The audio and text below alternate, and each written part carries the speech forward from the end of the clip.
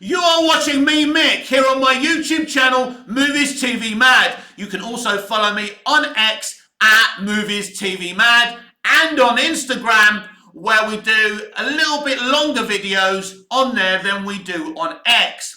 My Instagram compared to my X is like you ladies comparing your boyfriends and husbands to sleeping with me. A bit more quality, a lot more quality, and for longer. Anyway, welcome to my YouTube channel. Welcome to my review of the Doctor Who Christmas Day special, The Church on Ruby Road. Just to let you know, just in case you're hoping for a negative review, that I really liked this episode and I preferred it to the free specials. Even though I loved the free specials, I enjoyed them, I didn't feel they were full of the pomp and circumstance to celebrate 60 years of an iconic television show, but I thought they were solid and they were okay and they were fun. They were not bad by any stretch of the imagination. And the numbers were very, very solid in comparison to 2023's numbers. So no, the ratings aren't bad no matter what anyone says. I don't know the numbers for last night's Doctor Who. I'm going to find them out by the time you see this video, we will know what they are. But right now, on recording, I don't know them. I wish I did, but I just don't want to wait to do this video because busy stuff to do. And I want to get my thoughts out there before I forget. Because you know me, my memory's shit. I'm crap at reviews. So let's go. The first Doctor Who Christmas special in a very long time. And I'm glad we got it. It's an excellent episode, but this episode's a little bit different. In ways, it felt like the Christmas Invasion, where Russell had to introduce the brand new 10th Doctor. But he had a bigger challenge here. He had to introduce a brand new companion in Millie Gibson's Ruby Sunday and introduce a brand new 15th Doctor in Ncuti Gatwa. And he does it expertly. It really does work, especially for Ncuti Gatwa. I think this episode was a gradual episode for me. I was liking it in its first 3 quarters, but it wasn't grabbing me. But then when Ruby vanishes, and then, the Doctor takes the centre stage, it becomes the Doctor's show. He's the one who has to solve the problem, who has to bring back Ruby Sunday back into the timeline because she's vanished. I thought it was brilliant. I thought that was the highlight of the episode, and it just showed what a great Doctor Ncuti Gatwa is going to be.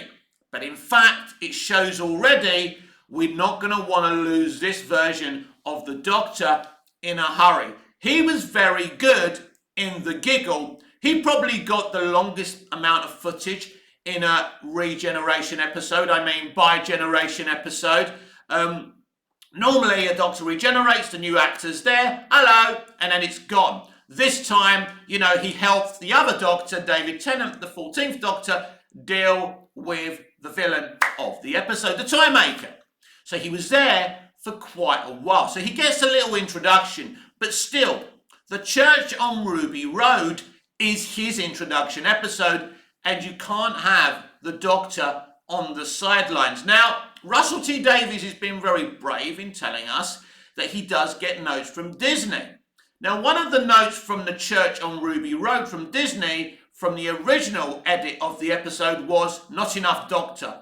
In the early part of the episode, there wasn't enough Ncuti Gatwa's Doctor. They told Russell that he really needed to write a scene where the Doctor's being a hero. So basically, when Ruby and her friends were on the bus and the thing's about to fall, that was rewritten and reshot a year later. And I think it really works. Now, I'm not a big fan of what Disney have done with Marvel and Star Wars and, their overly progressive take on life in the world we live in today. But they were spot on here. There are some people that believe that Doctor Who is the companion show more than the Doctor's show. You can take the companion out of Doctor Who, and at the end of the day, it really wouldn't matter. But if you take the Doctor and the TARDIS out of Doctor Who, it really does matter. Never sideline your Doctor. One of the winning formulas of the original Russell T Davies era was that we had two alpha male doctors taking charge, taking control in Eccleston and Tennant. That really worked.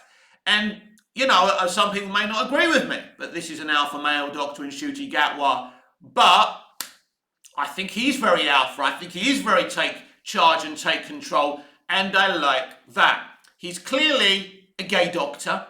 Ncuti, I think, is gay in reality as well. That's okay, you know, to have a gay doctor. You know, he mentioned, you know, getting hot with Houdini. Typical Russell T Davies quick dialogue there. I really like the whole thing about him being adopted. Some people are happy with it. Some people are not, because it validates the timeless children. There's no losing the timeless child. Once you do something, you can't scratch it out. You can't delete it from time. It's there. Russell's not going to delete it. He's not going to betray his friend Chris Chibnall. We already knew that it was either going to be, you know, talked about or ignored. And I said at the time, you can't ignore this storyline. Chibnall tried to do that. He sets up this hot take, creates a new origin story for the Doctor, then says, well, I was never meant to establish it. Well, what's the point then? As I said before, it's like having a hot take from a child, but Russell T Davies understands that this is the new normal for the Doctor, so he has to mention it. You know, now and again, I was adopted, so you were a foundling too. I really liked that element of it as well. We had Davina McCall playing herself. I thought Davina McCall was brilliant in the episode. Then we had the iconic Anita Dobson, of course. If you're an EastEnders fan in the UK, you'll know that Anita Dobson played Angie Watts, the other half of Dirty Dennis Watts in EastEnders, for 4 years, and this is why we all know her. So she's playing a character called Mrs. Flood. Now, she seems to sit on her front porch and watch the world go by. But at the end of the episode, post-credit scene, Doctor Who's getting post-credit scenes now. It's getting more and more like Marvel all the time. Let's hope not, but I did like the post-credit scene, and I like the idea of a Doctor Who post-credit, mid-credit scene. I thought it was very, very exciting. Haven't you seen a TARDIS before? So everyone's now wondering, who the hell is Mrs. Flood? Could she be an older character come back, recast, or is she something totally new? People have had theories. The Rainey and Susan are always people's Doctor Who fans' number one and number two theories. I'm not so sure it's either of them two. I would like to see a Susan Foreman return, but would it actually betray the original actor who played Susan? Would they do that? I'm not so sure. Could she be the Master? Maybe, but I just think she would have to be more of a talkie master because of her age. She wouldn't be able to go toe-to-toe with the Doctor physically, and that may be a problem. So that's interesting. Is she a good character? Is she an evil character? We simply don't know. Is she the Doctor's watcher? Could she be Ruby Sunday's mother? Millie Gibson was introduced as Ruby Sunday, and Millie plays a lovable character because guess what? In reality, Millie is a lovable character. And really, RTD here has cast her to time. And I think she did really, really well. But it's interesting, even though this episode attempts to tell Ruby's story and, you know, tries to frame it as Ruby's episode, I felt this was the 15th Doctor's episode. As I've already said, it was that moment where the Doctor takes control, when Ruby goes missing, where the episode really, really grabbed me.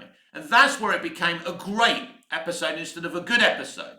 Because, as I already said as well, you know, I think before that, the first 3 quarters, it's a good episode. But that moment where it's up to the Doctor to put Ruby back into the timeline, I felt that was the moment the episode grabbed me and excited me, and I was like really interested in what's to come. Because I was concerned with those 3 specials, the direction RTD was going to take the brand new Ncuti Gatwa era. But I was very, very happy with what we got. I was very excited to be watching Doctor Who.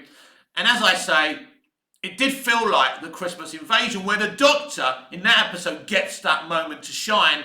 And that's what it felt today. Felt like in that episode, because you've got a brand new Doctor. He's had a bi-generation scene. He's had a little bit of footage on Doctor Who, but you need to introduce him, and you can't just dump him to one side to focus on the companion.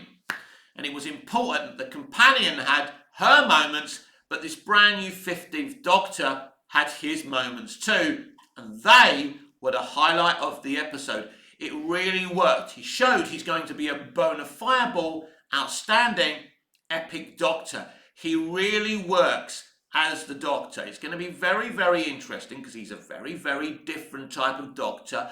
I loved the Goblins. I loved the sing-along with, Ruby and the Doctor and the Goblins. That was fun. And you could tell this was taken straight out of the Return of the Jedi with the whole Jabba the Hutt sequence and all of that. And it was just a lot of fun. Now, some people may not like that, but I really did. And it did feel like we were celebrating Christmas with this episode. There was Christmas songs. They were calling it Christmas instead of calling it a holiday like the Americans do. I spoke about that in my preview for this episode yesterday. And even if you don't celebrate Christmas, why would you be offended that Doctor Who's on Christmas Day, that they're saying Christmas? You shouldn't be offended by something just because you don't celebrate it, right? There's lots of things I don't celebrate. I don't celebrate Ramadan. I know nothing about Ramadan. I'm just giving it as an example. I'm not offended by Ramadan. I'm not offended by people celebrating Ramadan. Is there a Ramadan day? I assume there is. I'm not offended. If Doctor Who happened to be a show that was created in India, right, then is Ramadan Indian? Is it? I really don't know. I'm really getting into dodgy territory here, aren't I? But anyway, right, if Doctor Who had a Ramadan special, I wouldn't be offended by that, right, if it was an Indian TV show. Do you understand what I'm saying here? So, no one should be offended that we're getting a Doctor Who Christmas special. The UK is predominantly a Christian country, so Christmas is a Christian holiday.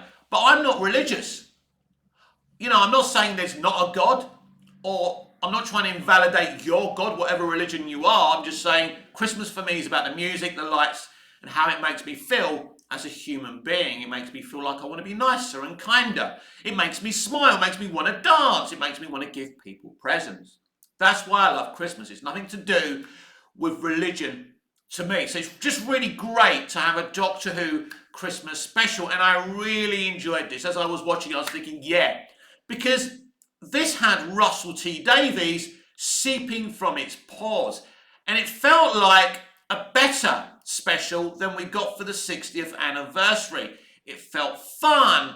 In a way, maybe he kind of did what he did with those specials to give Ncuti the bigger stage, because it is difficult to be a new Doctor when you've got David Tennant. Everyone comparing you to David Tennant.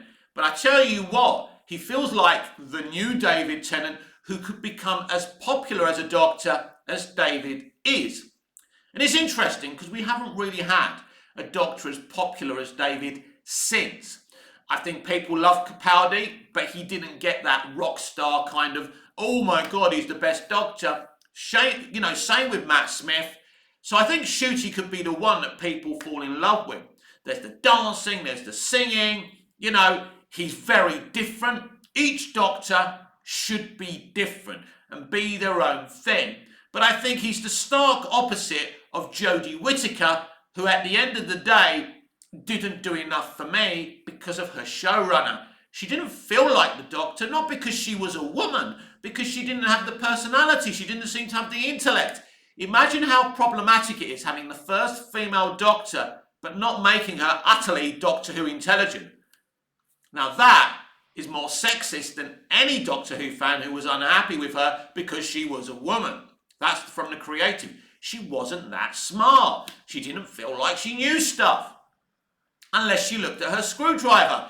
She looked at her screwdriver more than any other Doctor in the history of the show. That's problematic. That's how she got all her information. Hardly any of it was from her brain. That's not really the Doctor. What I like about Ncuti Gatwa and the sonic screwdriver, yeah, it don't look like a screwdriver, but it's a new gadget. It's okay. It's going to take some getting used to. He actually uses it to open doors and, do things to, solve situations. It's not really about information grabbing. So I found that he was using his brain. And I think it's very, very, and I think it is. In times of bad stereotypes, having a female doctor who's not intelligent, and if you had a black doctor who's less intelligent than the white ones, that would be stereotypically very, very problematic. And Russell clearly understands whoever is the doctor should be fucking clever.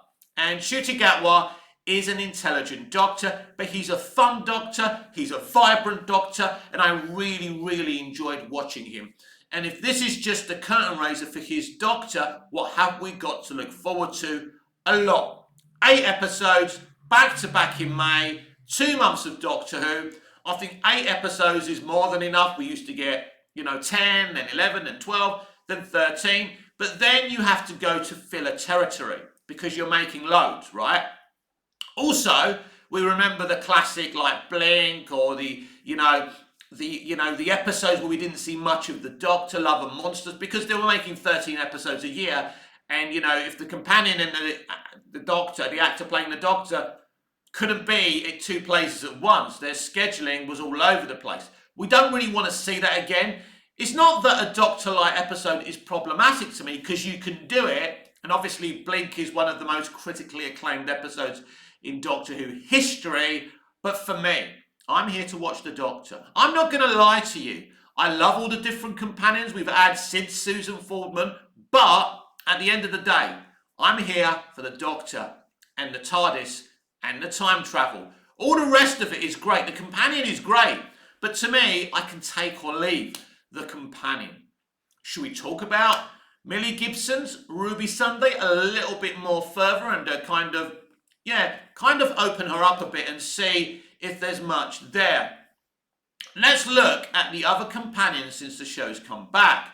We've had Rose Tyler, Donna Noble, Martha Jones. We've had Amy Pond. We've had Rory. We had Pearl Mackey's Bill. We had Clara Oswald, who's my favourite new, revival companion. And we had the Chibnall companions, Ryan and Yaz and Graham, which I didn't like. I didn't like them because they did nothing. They just stood there like empty shells. I love the people who played them. It's not about them. Chibnall did nothing with them. That was the whole problem with his Doctor Who. It looked great. The cameras they were using were the best cameras they ever used and the best directors they ever had. But there was no life in it, and that's the problem. So what about Ruby Sunday? She gets, in a way, a kind of Stephen Moffat arc, a haunting arc, where she's left as a baby outside of a church. Very interesting by Mysterious Lady. By the way, could Mrs. Flood be Ruby's mother? Don't know if I've already said that, but could she? The younger woman. Could this be a thing? Is Ruby Sunday somewhat supernatural? Is Mrs. Flood? Look, one thing we know about Mrs. Flood, let's say if she's Ruby's mum, has she planted the child there? Has she put her in the Doctor's path on purpose? Even if Mrs. Flood isn't Ruby's mum, it could be that she took her from somewhere. Could this be a bigger connection to the Timeless Children? Could she be a version of the Doctor as a baby? Could she be from the Doctor's real world? Don't forget, the Doctor comes from a planet on another universe. The Doctor isn't even from this universe. So it's very, very interesting what RTD could be doing here. That's a question for you in the comments down below. Do you think we're going to get even deeper into the Timeless Children? I don't mind. As I said, when it first happened, I wasn't that offended by it. And people were upset because, some people, look, it's on you. People were getting upset because there was black and brown versions of the Doctor. I don't know why you're getting upset about that. They're just trying to fix something that they felt was a problem in classic Who. I don't know what to say about that. We're in the era of diversity. We're in the era of being fairer to all cultures, because all cultures are human. They deserve to be on the screen as long as they're talented enough to do so, like the white doctors or the white actors. They deserve to be on screen as long as they're good enough to be so. That's the point. So having a bit of diversity isn't a problem. But if Chibnall just created the Timeless Children to be diverse, which I think that's what he was trying to do, fix something that he felt was problematic in the past, which is a problem. Because he's created a good idea. I think the Timeless Children is a good idea if you do something with it. And as I always kind of suspected Russell would do, he's going to do something with it. It's very, very interesting if you look at Ruby Sunday's arc. It's kind of equally shadowing the Doctor's brand new Timeless Child arc.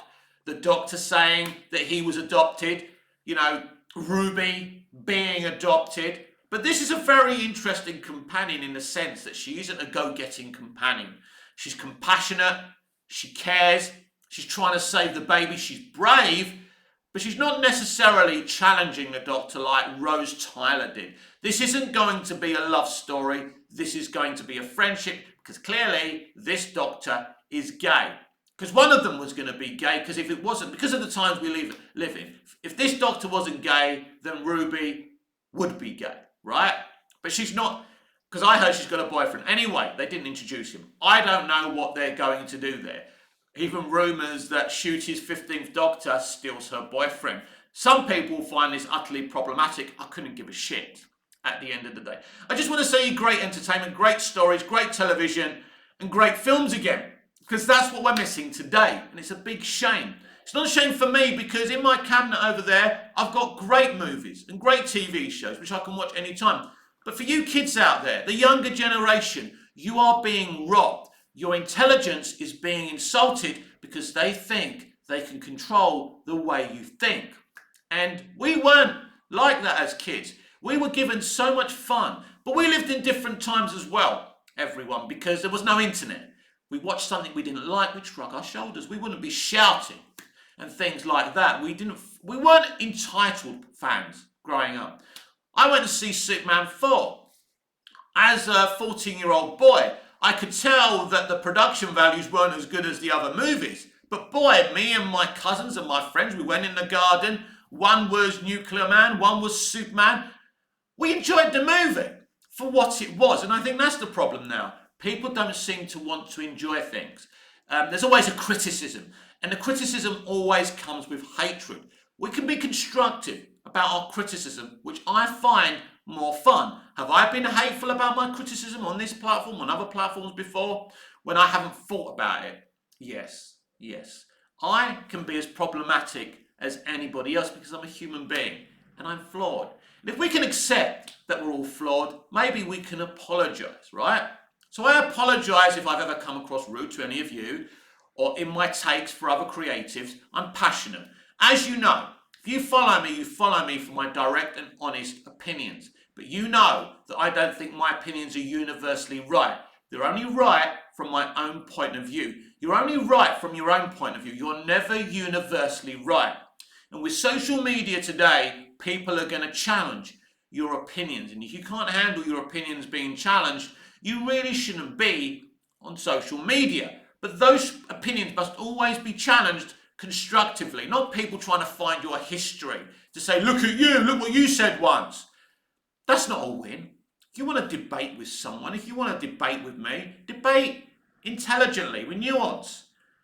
And I think with shows like Doctor Who, there's such a passionate fan base that people take it too far. And I think that's very sad.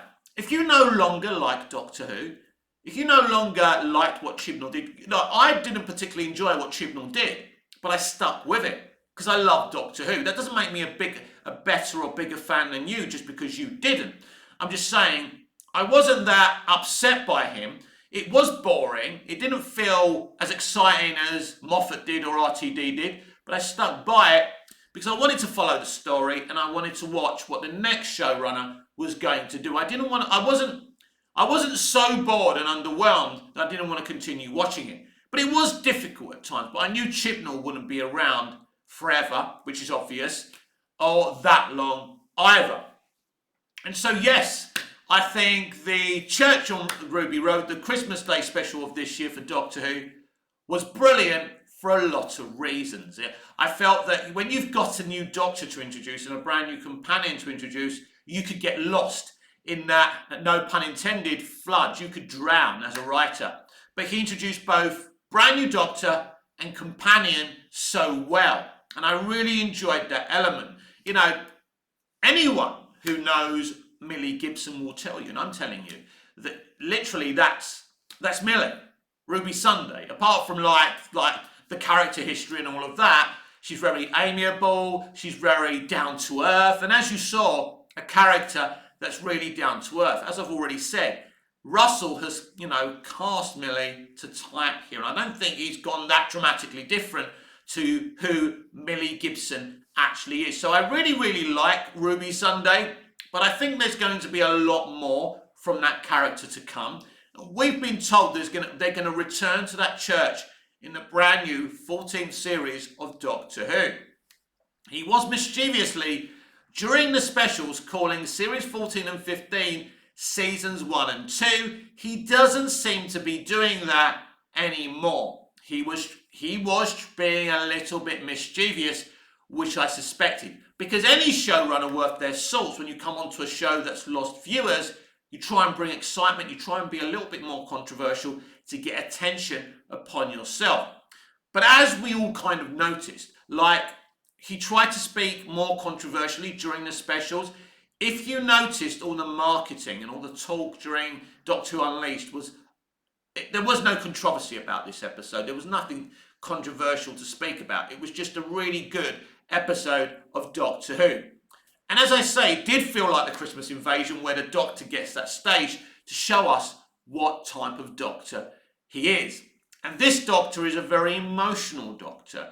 You know, the crying is, I love the crying. I think that's great, and he did it so well. But I think the performance from ncuti was so good, because I think when you're a new actor playing the Doctor, it's important you establish yourself as soon as possible, because sometimes it does take a long time to accept an actor as a brand new Doctor. There's some Doctors in the revival I've never accepted in my heart as the Doctor. I wanted to. It took me till the Snowmen to accept Matt Smith, embrace Matt Smith as the Doctor. I never really embraced Capaldi or Whittaker as the Doctor. Not that I didn't want to, it didn't happen to me. It didn't happen for me, and that's a shame, because when I go back and watch Capaldi now it's happening for me. I just wish it happened at the time. And still rewatching Jodie's episodes, it's not there. And I can only blame Chris Chibnall for that. It's nothing to do with Jodie. She's an actor. She can only do as she's told. And I don't think Jodie, unlike the other actors playing the Doctor, has had that freedom. I think under Chibnall, it was a very rigid regime. This is what I want. This is what you're going to do. I don't think they worked together creatively to create a Doctor. And I think that's what David and Russell did. That's what Chris Eccleston and Russell did when they were getting along. Matt and Stephen, Peter and Stephen definitely worked together to create their Doctor. And I think that's important. That's one of the amazing things with Doctor Who, going back to Hartnell, where creatives and actors are working together to create this character that can change his, her, their form as a different looking humanoid.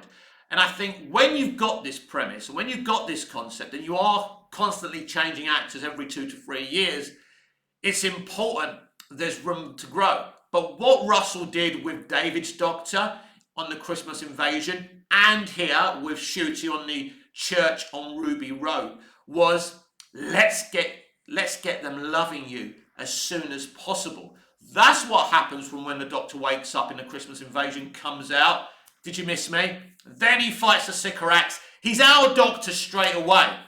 And what happens with ncuti, when Ruby disappears, he becomes our Doctor straight away. As I said earlier, that is my highlight of the episode. Those 10, 15 minutes when it's just him, or for however long it was, that's when he truly becomes the Doctor. And RTD's done it on purpose. Those things are not an accident. This is great writing, great plotting, and great acting and directing. ncuti was excellent. ncuti becomes our Doctor. Now he's not going to I don't have to wait for him to be in my heart as the Doctor. As he said in the end, in the TARDIS, when Ruby goes, "Who are you?" "I'm the Doctor." And it's there. It's magic. It works. I really enjoyed this episode, and I was concerned because of the free specials that I wouldn't, but I did. It's clear that Russell underserved those free specials to give us something brand new and exciting for his brand new 15th Doctor. And I'm very happy with the church on Ruby Road, and I'm also very happy with Russell T Davies and Ncuti Gatwa as the Doctor.